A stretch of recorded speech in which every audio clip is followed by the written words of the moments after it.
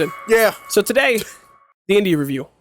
Yeah. Indiana Jones and the Dial of Destiny. Yes. A movie that there's a fly right by your mic, and I have no idea where it came from. It's like this big. I see him. I lost him. He's gone. He's part of the video. The indie review. Yes. Did you get it? I did. I made you bleed? He made me bleed. Good. Weird. So the indie review. Yeah. Indiana Jones and the Dial of Destiny. The movie that initially had people giving standing ovations to Harrison Ford while he cried. And then first reviews came out and they were saying, this is one of the worst movies that I've ever seen. To now everybody is smack dab in the middle, from what it seems. Yes. Ready? 3 to 1. Good. It was bad. It's alright, I guess. Overrated is fucking my opinion. Okay. 3, 2, 1. It was good. Yeah. It was actually, like, genuinely. Listen. So I'm going to preface. I have seen all the Indiana Jones movies once. Yes. In the last 6 days. I have watched all of them multiple times, but I've only seen the 4th and the 5th one recently. I saw the first one like 3 months ago. So 2 and 3, I have been. It's been a while, but I remember loving 3 and hating 2. Indiana Jones and the Dial of Destiny. I'm going to say first, it doesn't feel like an Indiana Jones movie. The first 3 definitely have like a vibe to them and like a style because they came out in the 80s. They came out very close to one another.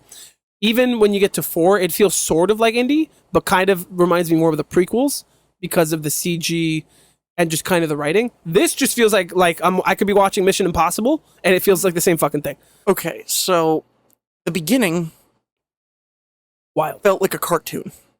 Every scene was like 90% CG. Yes. And after that, you get old man Harrison Ford. Yeah. I'm going to get back to that CG in a second, though. Okay. And that part is genuinely good. Yes. And that's the part of that movie that I enjoyed and felt more like an old Indiana Jones film. The way the story was structured, the characters and everything were really good. Then you get to the like 3rd act of the movie where like, this is spoiler heavy, right? Yeah. You heard it here first. Spoiler warning in 3, 2, 1. So the end when they go back to like aging back in time, which I thought was a great finesse. Like that guy was seemed super out of place. It did. It would have made more sense to me for it to feel like an indie movie. Then again, I didn't grow up with these movies, so I don't know. But it would have felt more like an indie movie if they got through the storm and then they were like. Well, I got a whole thing for that. Okay, second. Okay. But the end was also all CG and felt so weird. Again, the only thing I will say about the middle part that did feel more like an Indiana Jones film is he's old, and even though he was CG'd in so many scenes of this, even as old man Harrison Ford to help him do stunts, to help hide that, they did all the really quick cuts like a modern day action film, and all the great things about the old ones is literally watching Harrison Ford struggle on the side of a car, and on the side of a tank, and try to work his way up. And in this, I remember at the beginning scene, he climbs up on the train, and they're just like, cut, okay, I'm on the train. I'm like, but like, how? That's the part I wanted to see. Like, I know he can get up there. I want to see him do it. I want to see him struggle. I want to see the old man with the CGI on his face struggle to climb the thing. And so that was like, and he looked so bad at the beginning. What do you mean? His face. Oh, the CG? Yes. I disagree. The hair was distracting, and the problem was they made him look young, which was flawless, but because they used his old man face underneath, the proportions were wrong because he still had the jowls and a longer upper lip. So even though he looked kind of young, he still looked old. And then the worst frame? Contributor? No, the worst aspect? Contribution? Like a criminal. What? You know, oh, fuck. Not criminal, but like the worst act of the crime of it looking like shit. I cannot think of the word. Okay. Was when he's walking away after they get off the train and you see old man Harrison Ford hobble up that hill, and I'm like, that is not a young man. You're like, that is clearly, you guys got dots all over that man's face. I know it. Yeah. I can't wait for the behind the scenes. Yeah. He's just gonna be like this. Just hobbling up. He probably had a fucking cane CGI'd out in half that movie. Well, he also had his leg broken at some point while they were making it, right? Because he crashed his plane. That was in Star Wars. Was it? Yeah. How many times does this man crash a plane? A lot. I think the CG was actually pretty good. It was it's really good, but it was still jarring because of what I said. Incredibly jarring. But to be fair, there were a couple times I did forget that it was happening, but then I'm like, oh yeah, wait. See, the thing is, and it's so funny because proportionally it doesn't make sense. The long takes look good, but it's the quick cut where it goes cut, spin, cut. It's during the spin where his head just comes off his fucking body. The head comes off, and then like so he turns like a model, like for no reason. Exactly. And then the face goes, okay. Face is like, and then the hair also goes. It's also, I don't think this is a de-age. I think it's a deep fake. Yeah. Oh, 100%. 100%. Because why it's floaty. Yes. Okay. Kind of like Ezra Miller, except they did it way better because it wasn't just face pasted; it was CG deep fake pasted, so it worked better because it wasn't such a hard edge. Mm. It was pretty close. I think there's not much they could have really done to make it better. It looked surprisingly good. Like I was, especially for how long it was. It was like a 10-15 minute fucking scene. Anyone, I would be ecstatic for it, but because it's Disney, I had a higher standard. Yeah. Especially after seeing what they did with Luke, though to be fair, he was weird in a couple scenes too. You mean in Mando? Mando, yeah. Yeah, no, but he looked much better in the Book of Boba Fett. That's what I mean, yes. The Book of Boba Fett, yes. But that's because they brought on that guy that did the deepfake, who knows how to do it, instead of Disney just being like, oh, we can do it, man. I can figure it out. Can't figure it out. That's why you didn't do it well. Well, how many times is he making Luke Skywalker? Just put him on everything. Keep that guy in business. That's the fear. That they're not going to recast, so they're just going to use a deep fake of Mark Hamill. We have to sign on for that. What? You have to sign your rights to do so.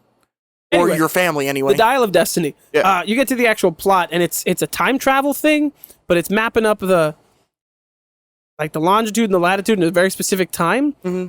And then this is the twist that I loved. It was all a finesse. They were like, if you do the calculations this way, you'll go to this point in time at this moment, and you'll do this. But it was really like, no matter what you did, you could get to the temporal point, but the math was deliberately wrong, so you would always come back to this guy, and he's like, no, you came back to help me. But like with what? Because he left immediately. Yeah. And he didn't even leave him with the thing, so what did he help with? Just the watch on his wrist, help him figure out to put the watch in the middle so that someone can come back and give him the watch? Yes. All that for a watch. Anyway.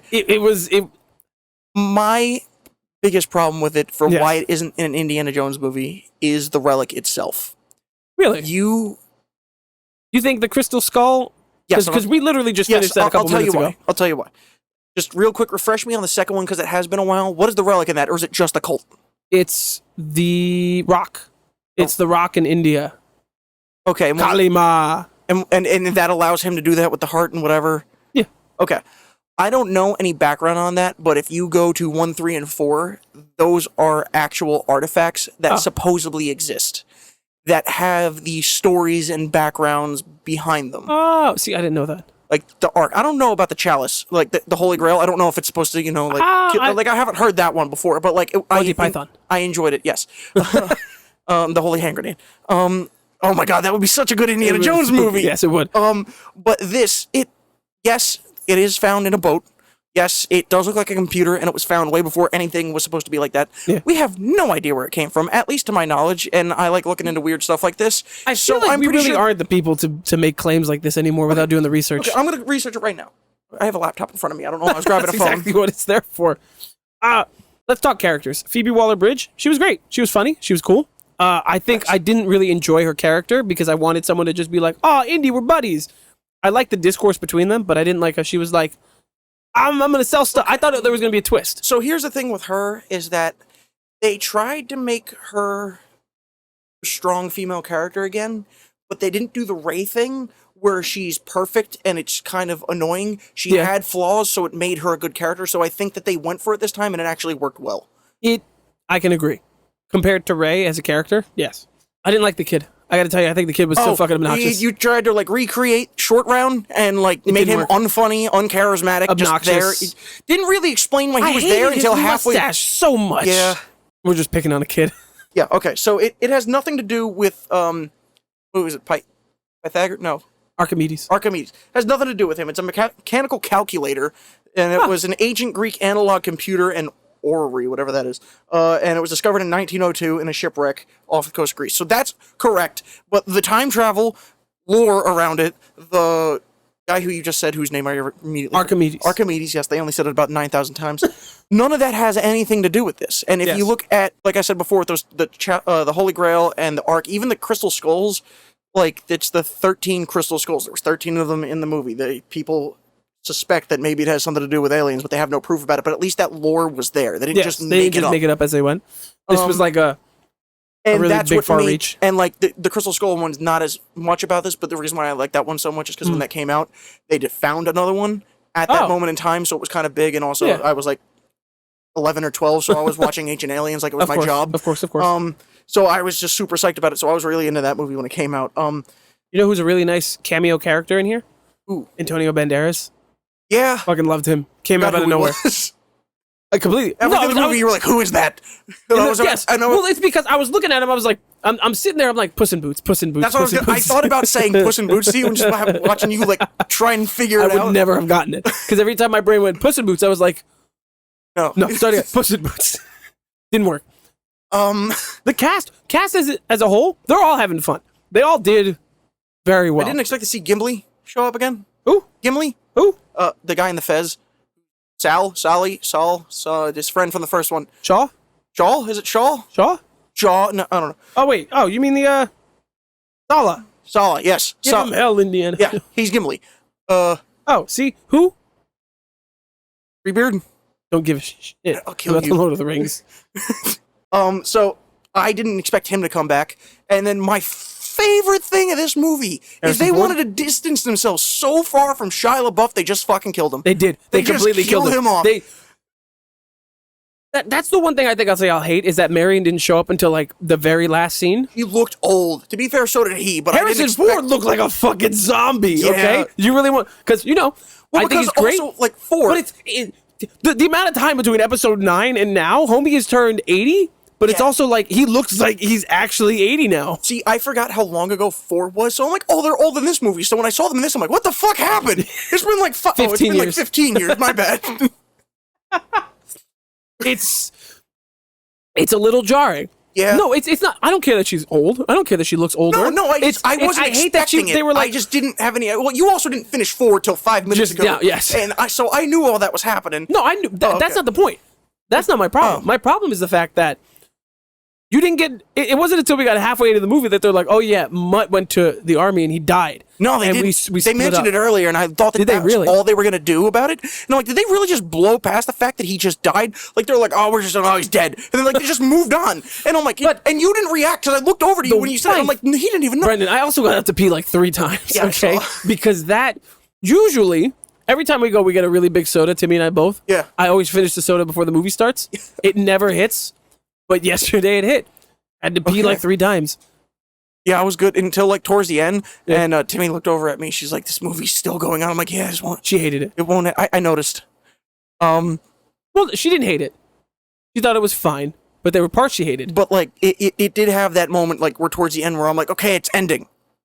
Okay, now it's ending. And, like, it happened, like, 2 or 3 times. And it wasn't, like, once again, Lord of the Rings, where, like, it happens 9 times and you're sitting there for, like, 40 minutes. But, like, it was just Spider-Man, like, okay, like, just wrap it up a little bit. Yeah. I don't remember the multiple endings of that. Now I do. It took me an extra second just to think of it. Okay, so, Dial of Destiny. Yes. It's good. Yeah, it was way better than what I thought it was going to be. Is it the best one? No. Is it even close to being the best one? No. Is it the worst one? No. Okay. I actually have 2 worse than it.